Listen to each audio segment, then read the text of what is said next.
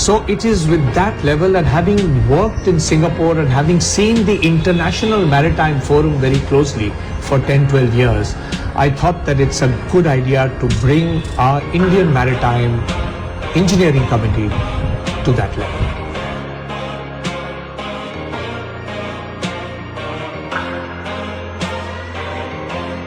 I really want the institute to be known as an institute of global recognition and to be seen by IMO as an Indian sort of entity which has a global vision. You can contribute with every single step, with every single brick in the foundation.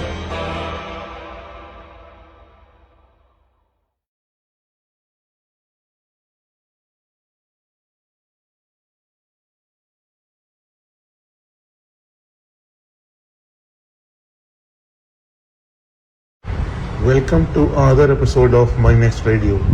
Today we have with us a maritime veteran and a legend in himself, Mr. Kaushik Seal, who is also IMEI chairman nominee for this year, HQ nominee for this year, and we are grateful to have him on this podcast today. So before starting the podcast, he is also a DMET alumni of class of 1985. So welcome to the podcast, sir. Happy to have you with us. Thank you, Pratik, and it's an honor and a privilege to be part of your show, and we hear lots of good things about it, and I just thought it's a very nice medium for us to sort of project ourselves via this. So one of the questions I always ask in this podcast to all the alumni who have been featured on this podcast is, why did you choose DMET, or how did you get into DMET? Was it a accidental discovery or luck by chance like most of us? Tell us, and before that, tell us something about from where you originally are from and your schooling, and then take us to the DMET life. Right. Thanks for that question. Yeah. So that's basically my life journey so far, right? And I've been very fortunate to have reached this stage of my life, and with the support of family, friends, peers, colleagues, seniors, and whomsoever I have been in touch and contact with. Yeah, so Pratik, answering your question, I'm basically from Delhi, but born in Shimla, because our father was posted there in the Labour Bureau, and that started my journey, and did initial years of schooling there. And then we went to Bangkok for 3 years because my father was posted on deputation with the ILO. So we were there for 3 years and did my primary schooling there. And then we came back to Delhi and stayed on since then, right? So since Delhi is nowhere close to the sea, didn't really have much association and didn't know much about the merchant navy. However, one of our neighbors, Saran uncle, he was working with the Ministry of Shipping, and so he used to sort of meet us on the sports field because he was an avid cricketer himself. So during the weekends he used to play cricket, and I was very fond of cricket. And on the field he used to ask me, hey, why don't you join the merchant navy? You're a good sportsman, reasonably good in academics. Why don't you look at the merchant navy? So I said, yeah, well, why not? So that started my journey, and that brought me to DMET. And yeah, very happy to have gone through the 4 years of the institution. And then I joined Great Eastern Shipping and sailed through all the ranks and sailed as a chief engineer for 2 years. And then towards the end of 93, I got a good offer from Lloyd's Register, and hence I took up that position and did. So with Lloyd's, you were in India? Yes, we were in India for years. We were in South India for a few years. Then last 4 or 5 years we were in Delhi, and then I decided to take it easy and got into maritime training. Joined ARI and enjoyed the stint there. For how many years you were with ARI? About 4 years. Okay. Yeah, and I was the quality manager there and enjoyed that stint as well. We were developing simulators there, and ARI, you were based out of New Delhi only? Yes. Okay. Yeah. So that was very convenient because our house was in Saket, and it was just hop, step, and jump. So it's still there in Saket? House is still there? No, we just sold that last year after my dad passed on. We sold it because we didn't want to settle in Delhi, and none of my other family members wanted to stay in Delhi and settled in Delhi, so we moved to Mumbai. So after ARI? After ARI, I did a stint with the American Bureau of Shipping. I was the country manager for their quality evaluation stream, and that was a good 2.5 years I did. After that, I decided to go back into active Delhi shipping. only? Yes. Okay. Yeah, that was doing from Delhi as to control actually the Indian subcontinent and Southeast Asia as well. Okay. So did the certification of various sort of industrial units and even shipping companies, right? And then I got an opportunity to join Anglo Eastern as their risk and environmental compliance manager.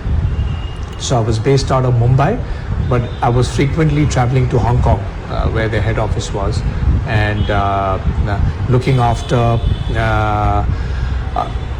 a project company called Dockwise, which used to run heavy lift vessels. I think it's been taken over by some other company now. So I used to do the project and the safety cases for that company whilst I was at Anglo Eastern. So did that for about 2.5 years, and then I got a good break with Gamanisha Lloyd because they were starting the GL Academy globally, and they wanted me to start GL Academy in South Asia. So I took up that challenge, and it was one of the best phases of my life, wherein... It was in which year? So this was started in 2009. Okay. And then that was a good learning experience. The learning curve was steep, but it was very enriching and very good. And we tied up with the various training institutions, got into...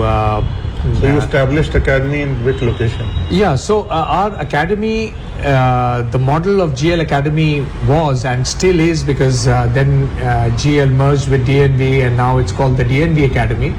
It's still the model of DNV Academy. They don't have a physical academy as such. They've got trainers, got subcontracted trainers. Some are full-time with DNV, some are subcontracted. Just go from location to location to train people, to train seafarers as well as office. So this was the model, and it was a very successful one, right, in terms of revenue building and brand building. So did that for a few years, and then in 2014 DNV and GL merged, and that took us to Singapore.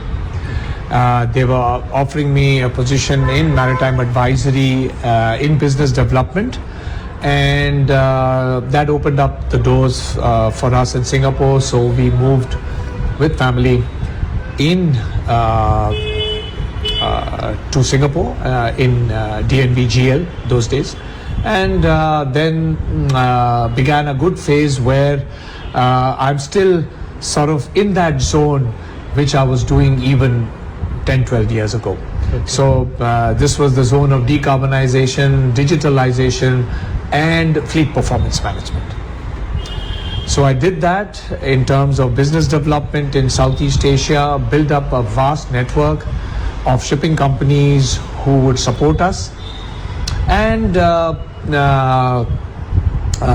with that I also managed to do some work with the Institute of Marine Engineering, Science and Technology, IMEI, okay. Which is a London-based entity.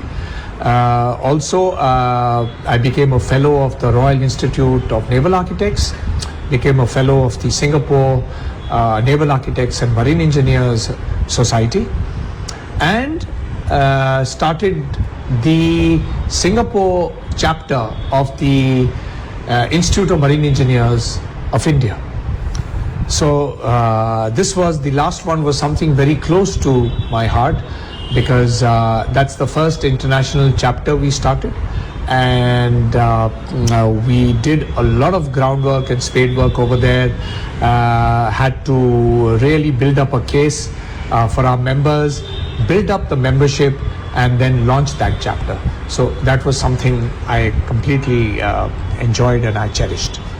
And then last year we moved back after this last 1.5 years. I was with Maersk Tankers in a leadership role, and I was looking after their business interests of their decarbonization unit, which was called NIOD, in Southeast Asia. So that was again very fulfilling, and it brought us to the chartering world. It introduced me to the chartering and the commercial world of shipping. So that was something very good. And then came back last year, and I started my own consultancy, which is called Slabs Consultancy here in Mumbai. And we take up decarbonization, digitalization, and training for whosoever wants to be in that space and make sure that their vessels are in ship-shape condition. Yeah. So yeah, that's my journey. You have done like lot of stints with lot of top-notch organization, and something, if you want to advise young marine engineers coming out from DMET, few advice that you think that we as a community should work upon on young engineers, because they are the ones with the torch and the baton. Right. Yeah. So that's a very good question, and in fact, it's I always reflect back and look at it as something which I should be giving back to the community and the fraternity at large. And I am in touch with a lot of juniors, a lot of cadets as well. They reach out to me asking, for advice, and I'm happy I'm able to give that. And I always advise them to choose a pathway which they like and they enjoy doing. Although initial years, it's always a good idea to sail for a few years to understand what shipping is about, what marine engineering is all about, and then you should get into any of the pathways associated with shipping, because that can really help the community build a stronger bond together. So and you have also been very active throughout your life in maritime community space, like building and bringing the community together. So what motivates you to do that?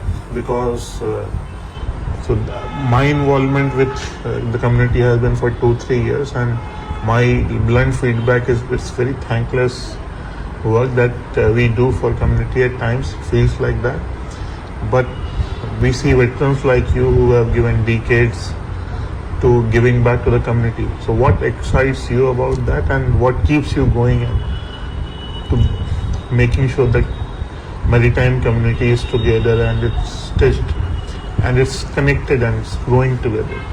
Right. So Pratik, that's a very, very good question and a very valid question, right? What motivates and drives me further, right? And as you very rightly said, serving the community, right, is a thankless job, right? So whatever the 99 times good that you do is often ignored and neglected, but the one time we screw up somewhere, it's highlighted, graciously. So yeah, it's not easy, but to answer your query, what motivates me is, of course, I've been very fortunate to have reached the place where I am, and I just want that the boys and girls who follow in my footsteps and in the pathway as like marine engineers should find their calling, and they should find their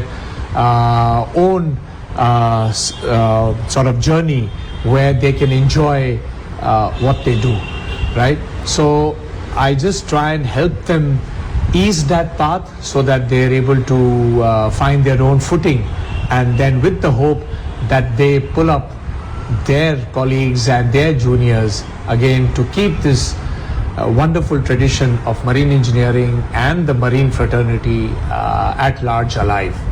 So this community has given me so much, I just want to give it back. Election, like campaigning, and I guess all voting is almost over, but I guess for us and for people like you, it's not about an election. It's about, even if we do not get through election, something that keeps us going is doing something for the community. So I would like you to highlight your agendas, which were very, very specific and formulated and drafted really, really well as a nominee of IMEI chairman post.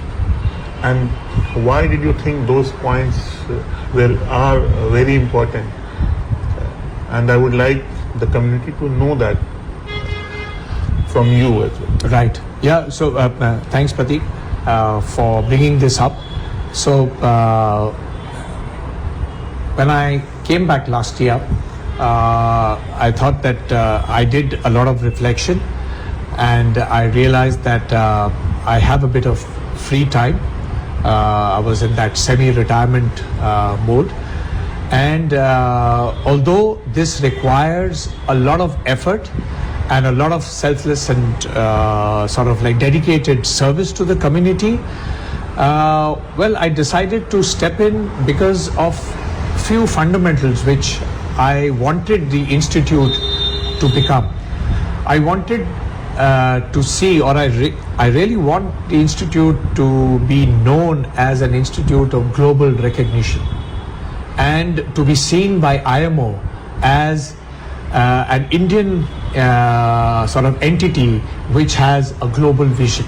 So that was my sort of like vision when I ensconced upon this task of standing for the presidentship of the IMEI, HO.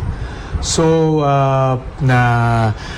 I also wanted to look at the areas within India which have people from the merchant navy and marine engineers in those pockets, but they haven't been represented well so far. Our predecessors and the past committee members and the people who have been in these positions, they have done yeoman work. Nothing to take away from the work that they have done. They have done the hard work, they have laid the foundation, and now it's up to us to take it to another level. So it is with that level, and having worked in Singapore and having seen the International Maritime Forum very closely for 10-12 years, I thought that it's a good idea to bring our Indian maritime engineering community to that level. So it is with that rationale and notion I decided to stand for this, and these are the values which I stand for, and I really want to make this a transparent organization. One questions, like a lot of questions, but I think we are running short of time, so I will ask few questions only.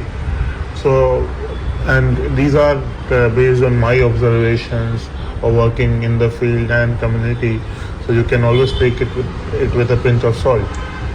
So, in any maritime organization, whether it's DMECA, whether it's IMEI, I see a very less representation from young marine engineers.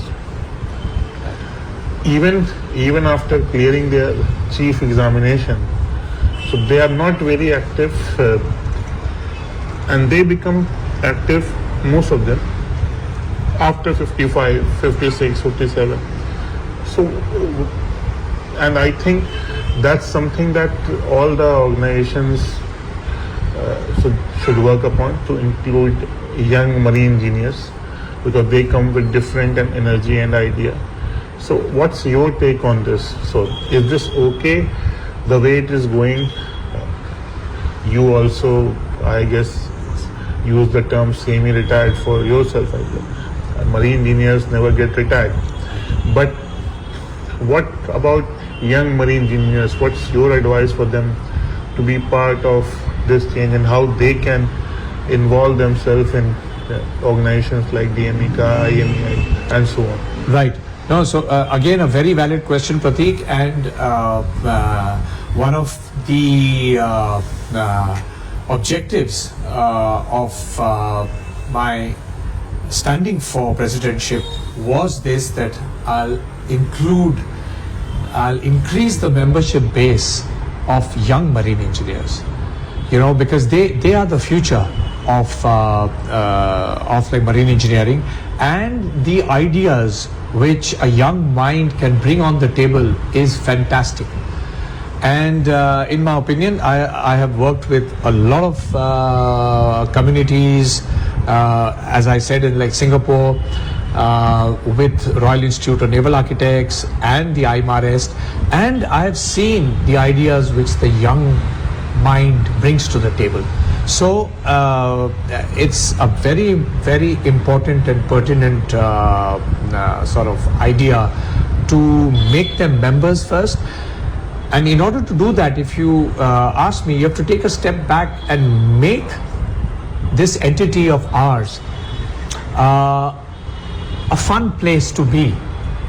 You got to make inviting sort of forums.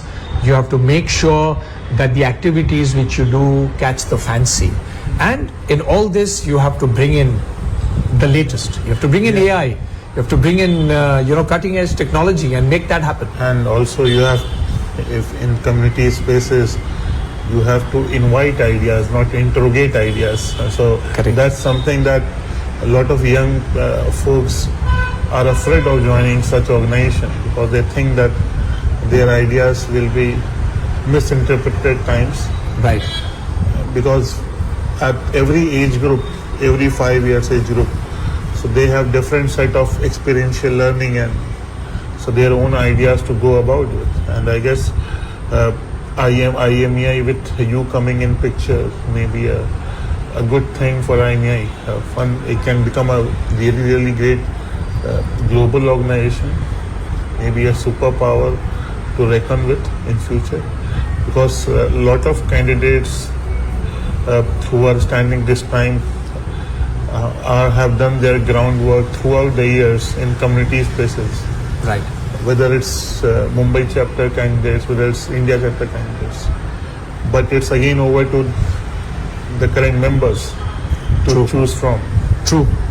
So one of the important, and that's a very valid point which you brought up. During this campaign, I did realize that a lot of people do not vote because they don't associate themselves with the activities of the institute. So I'm here to change that, and definitely will try my best if elected. And just to bring out this point that, even if I'm not elected as president, so what? This work of mine will continue. And during the campaign, the takeaway which I got was talking to so many fellow marine engineers is I already have a brilliant idea of how to take this institute forward. And you can contribute with every single step, with every single brick in the foundation, Pratik. I mean, you need not be, of course, being the president helps. You can make things easier. But even as a simple executive committee member, even as a governing council member, we can effect changes if we want to. So it's the participation which is the key. And I will make sure that we have equal participation from all corners of the fraternity. Thank you, sir. And from DMET side, we would like to wish you all the best. I guess results will be out soon, and all the best for the exciting things you keep doing. And now the fun part of the podcast comes there. So I've been informed by a lot of your batchmates that you were very active in sports during college time. Right. And even today, some of your neighbors who are also DMETians, Right. So whenever I talk to them, where is Kaushik Seal? So I said that he must be playing badminton or something or the other. Right. And your physical fitness is something that motivates us all.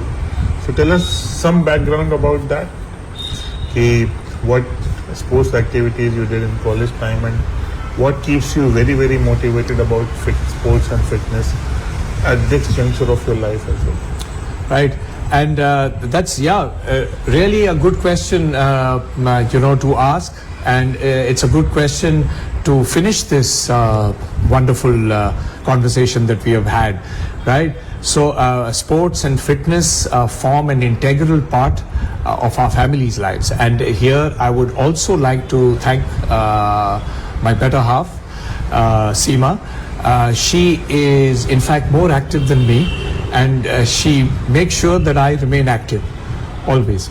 So, which is a good thing because I was always interested in sports, and I've been very fortunate to have good representation in DMET as well.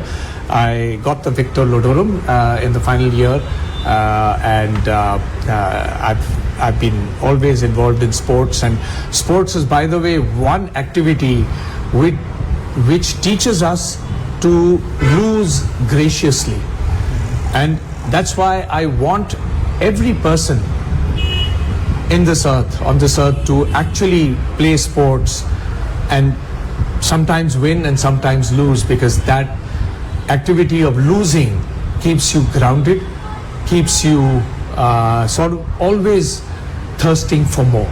So that's a very good thing to do, and I've been very fortunate that my body has sort of responded to my mind, because the mind tells you to do something and sometimes the body gives up. But so far, touch wood, I've been able to sort of play actively badminton, which is quite a tiring sports on your physical attribute. And I play that pretty regularly. I play a bit of table tennis and go out for long walks and hikes and trails. So, yep, that's been my mantra. Everyone, and I guess I should also learn from you and take care of my health going forward as one of the key takeaways for this podcast as well. Yeah. So on that note, I would like to thank you for your service for maritime community.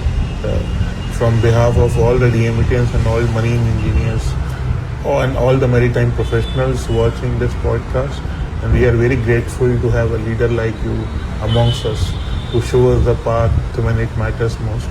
And for those of you who